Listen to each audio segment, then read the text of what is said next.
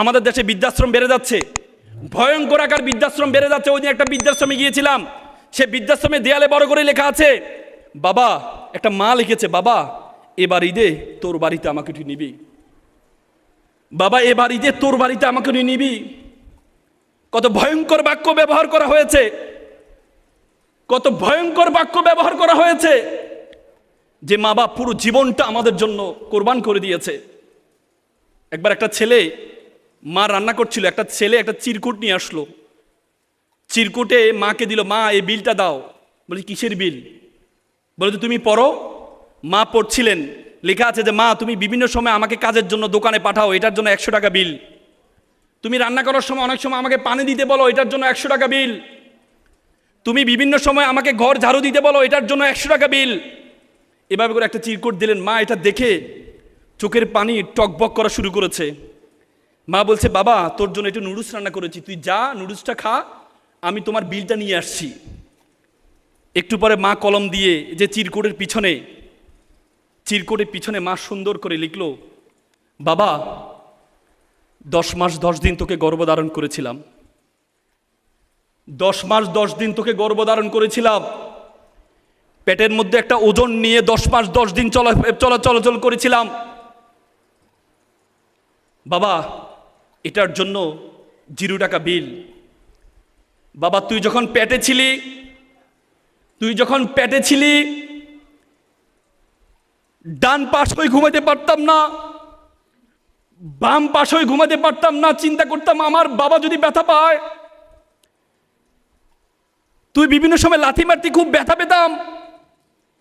কিন্তু যখন দেখতাম আমার ছেলেটা 2 দিন 3 দিন আমাকে কোনো লাথি মারছে না, তখন হাউ মাউ করে কান্না করতাম, আমার সন্তানের কি হয়েছে, আমার সন্তান কি বেঁচে আছে নাকি মারা গিয়েছে। সেটার জন্য 0 টাকা বিল।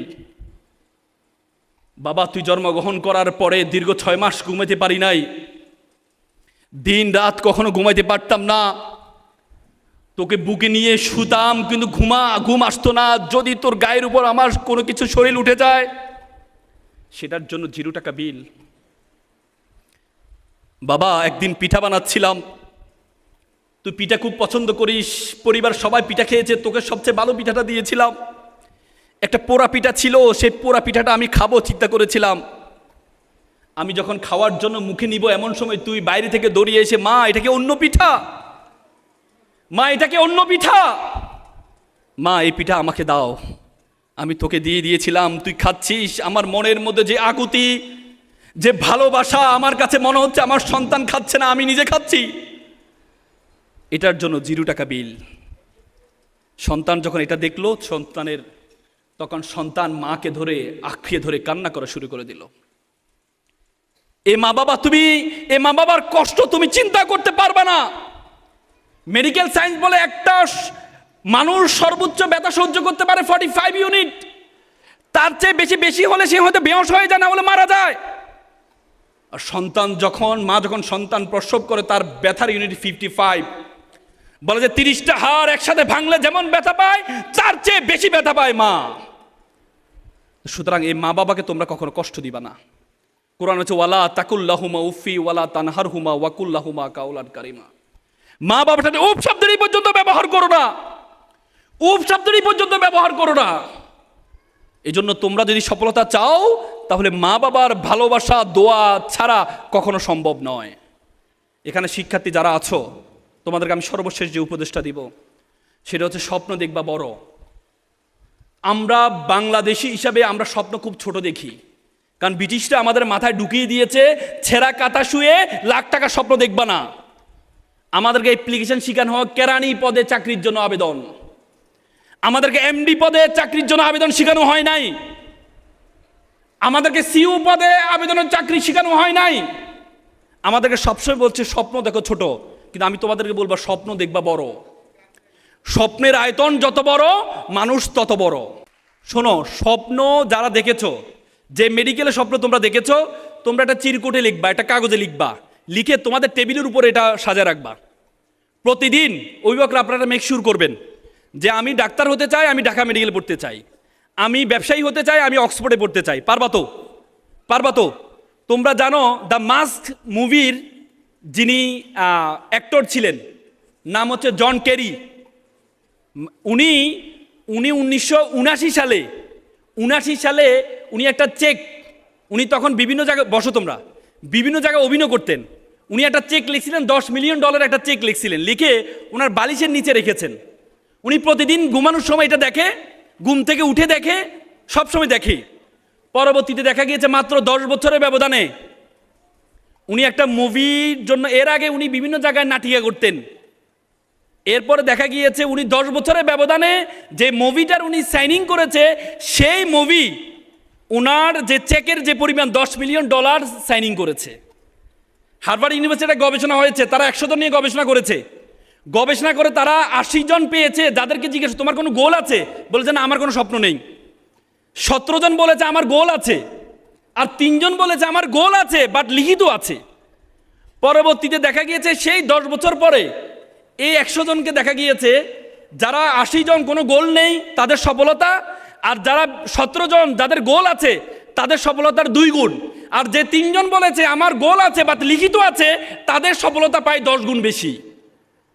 এজন্য এখানে যারা আছো তোমরা প্রত্যেকে তোমার স্বপ্নটাকে, তোমার মানিব্যাগের যেখানে ছবি রাখো, ছবি রাখবা না, সেখানে তোমার গোলটা লিখে রাখবা। আমি ডাক্তার হতে চাই, ঢাকা মেডিকেলে পড়তে চাই। তোমার মেয়েরা তোমাদের যেই ব্যাগ আছে, ব্যাগের মধ্যে তোমরা সেটা লিখে রাখবা, টেবিলের উপর সেটা লিখে রাখবা। পারবা তো ইনশাল্লাহ? যদি পারো তাহলে তোমাদের সফলতা কেউ ঠেকাইতে পারবে না। আমি সর্বশেষ একটা আমার জীবনে একটা গল্প বলে আমি আমার কথা শেষ করব। আমার সবচেয়ে বেশি আমার জীবনে দাগ কেটেছে, এটি আমি না বলে পারি না, আমি সব জায়গায় বলার চেষ্টা করি। আমি তখন ঢাকা বিশ্ববিদ্যালয় সূর্য সেন হলের ছাত্র ছিলাম। আমি যখন সূর্য সেন হলে পড়ি তখন আমাদের একজন নাইট গার্ড ছিলেন, উনি সারা রাত ধরে নাইট ডিউটি দিতেন। একদিন দেখলাম উনি সকালে পিঠা বিক্রি করছেন। তা আমি বললাম মামা আপনি সারা রাত ধরে নাইট ডিউটি দেন, সকালে পিঠা বিক্রি করেন, ঘুমানটা কখন? বলছে মামা আমার জন্য দোয়া করবেন, আমার ছেলেটা এবার এসএসসিতে প্লাস পেয়ে, যদি এসএসসিতে প্লাস পায় আমার ছেলেকে আমি ঢাকা মেডিকেলে ভর্তি করব। আমার খুব স্বপ্ন আমার ছেলে, আমি যখন অসুস্থ হবো আমাকে সুস্থ করবে। তা আমি বললাম মামা ছেলেকে ধর্মকর্ম শিখান্ত। বলছে আমার ছেলে ভালো ছেলে, এমনি সবসময় ভালো ছেলে, আমার ছেলে আসলে সময় পায় না, এমনি আমার ছেলে অনেক ভালো ছেলে। আমি বললাম মামা তারপরে একটু ধর্মকর্ম একটু শিখাইন। কিছুদিন পর দেখলাম যে উনি দুপুরে ফল বিক্রি করছে। তা আমি বললাম মামা সারা ধরে নাইট ডিউটি দেন, সকালে পিঠা বিক্রি করেন, দুপুরে ফল, আপনি ঘুমানটা কখন?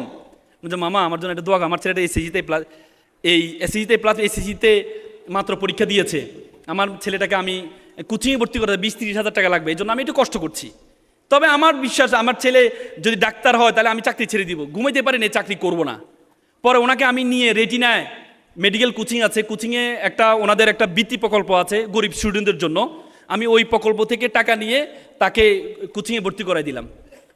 কিছুদিন পরে মামা একদিন রাতে আমার রুমে মিষ্টি নিয়ে আসলো, কি উদ্ভাসিত, বলছে মামা আমার ছেলে ঢাকা মেডিকেলে চান্স পেয়েছে।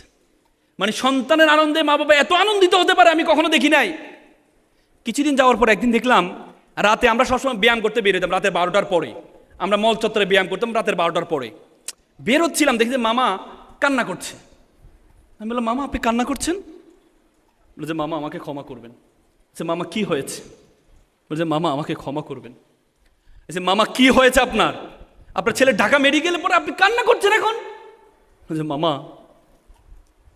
আমার ছেলেটা ইয়াবা আসক্ত। মামা আমার ছেলেটা ইয়াবা আসক্ত।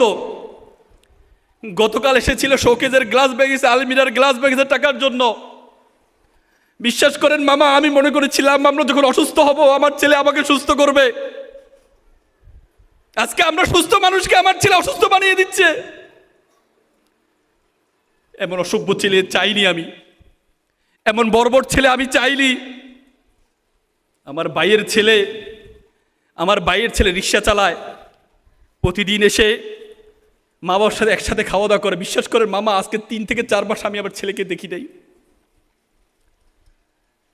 With due respect to our guardians, আপনার ছেলেকে ডাক্তার বানান, ইঞ্জিনিয়ার বানান, কোনো কাজে আসবে না। এই ছেলের মধ্যে যদি ধর্মীয় জ্ঞান না থাকে এই ছেলে ভয়ঙ্কর আকার ধারণ করবে। ইংল্যান্ডের শিক্ষা কমিশনের চেয়ারম্যান ছিল স্টিমলি হিল। ইংল্যান্ডের শিক্ষা ব্যবস্থা 40 বছর কোনো ধর্ম ছিল না। স্টিমলি হিল একদিন চিৎকার করে বলছিলেন, if you teach your children 3 years, তুমি যদি তোমার সন্তানকে 3টা শিক্ষা দাও, রিডিং, রাইটিং, আর্থমেটিক, তুমি যদি তোমার সন্তানকে 4র্থ 8টি শিক্ষা দিতে বলে দাও, দ্যাট ইজ আ রিলিজিয়ন, তাহলে তুমি তোমার সন্তান থেকে পঞ্চমার্তি পাবা রেসকিলিটি, বর্বরতা, বর্বরতা, বর্বরতা। ধর্ম আপনাকে শিক্ষা দিবে ওয়াকফিদ লাহুমা জারাউ যুল্লে মিনার রহমা ওয়াকুল রব্বির হামহুমা কমা রব্বাইয়ানি সগীরা। হে আল্লাহ, আমার মা বাবা আমাকে যেভাবে লালন পালন করেছে, তুমি আমার মা বাবাকে সেভাবে লালন পালন করো। ধর্ম আপনাকে শিক্ষা দিবে মান লাইসা মাল্লাম ইয়ারহামাস সগীরা ওয়া লাম ইয়াকরু কাবীরা। তুমি আমার উম্মত নয় যদি বড়দেরকে শ্রদ্ধা না করো, ছোটদেরকে স্নেহ না করো। প্রত্যেকটা ধর্ম অত সৈন্য হকিল কাম্বুর উপর রহিত কপেদগিনী নির্বিষ্টাহ দলবগ পিঙ্গ কদলি কুঞ্জ প্রমদ বানরা। সুতরাং আপনারা আপনাদের সন্তানকে যা কিছু করান ধর্ম শিক্ষা দিতে বলে যাবেন না। যে কোনো হোয়াট এভার ইট ইজ, যে মন্দিরে যায়, যে মন্দিরে যায় না তার চেয়ে ভালো মানুষ, যে গির্জায় যায়, যে গির্জায় যায় না তার চেয়ে ভালো মানুষ, যে মসজিদে যায়, যে মসজিদে যায় না তার চেয়ে ভালো মানুষ। আপনি আপনার সন্তানকে ধর্ম শিক্ষাটা দিবেন, পারবেন তো ইনশাল্লাহ। আপনারা আমাদের দেশ, পৃথিবীতে এত সুন্দর দেশ আপনি কোথাও পাবেন না। I have visited 29 state all over the world. আমি পৃথিবীর 29টা দেশে গিয়েছি, এত সুন্দর দেশ আপনি কোথাও পাবেন না। আমাদের দেশ, অনেক দেশ আছে যেখানে, আমি রাশিয়া গিয়েছিলাম -25, আমি অজু করার জন্য পানি হাতে নিয়েছি, আমার আঙ্গুল ফেটে রক্ত বের হয়েছে। কখনো গরম, কখনো ঠান্ডা, এত সুন্দর দেশ আপনি কোথাও পাবেন না। জনাব ক্যারি, you don't ask what country can do for you, you can ask you can do for you country. তুমি জিজ্ঞেস করো তোমার দেশ তোমাকে কি দিয়েছে, বরং তুমি জিজ্ঞেস করো তুমি তোমার দেশের জন্য কি করেছো। পারবে তো ইনশাল্লাহ। তো সুতরাং আমি আবারও আহ্বান জানাচ্ছি, তোমরা ভালো করে পড়াশোনা করবা, নিজের কেরিয়ার গঠন করবা, মা বাবার প্রতি শ্রদ্ধা রাখবা, একটা সুন্দর বাংলাদেশের জন্য তোমরা চেষ্টা করবা, এই আহ্বান জানাচ্ছি। আর শিক্ষার্থী যারা আছে সবাই একটু দাঁড়াও, আমি একটা ওত পড়াবো তোমাদেরকে। সবাই সবাই আমার সাথে সামনে হাত নাও। সবাই সিলেটের সুন্দর নগরের সুন্দর সন্তানরা লাউডলি বলতে হবে, পারবা তো ইনশাল্লাহ? পারবা তো? হ্যাঁ, জোরে বলতে হবে। বলো, আমি ওয়াদা করছি, লাউডলি বলো, আমি ওয়াদা করছি খারাপ কিছু দেখব না, খারাপ কিছু শুনবো না, খারাপ কিছু বলবো না। যে মুখে ডাকি মা, সে মুখে মাদক না।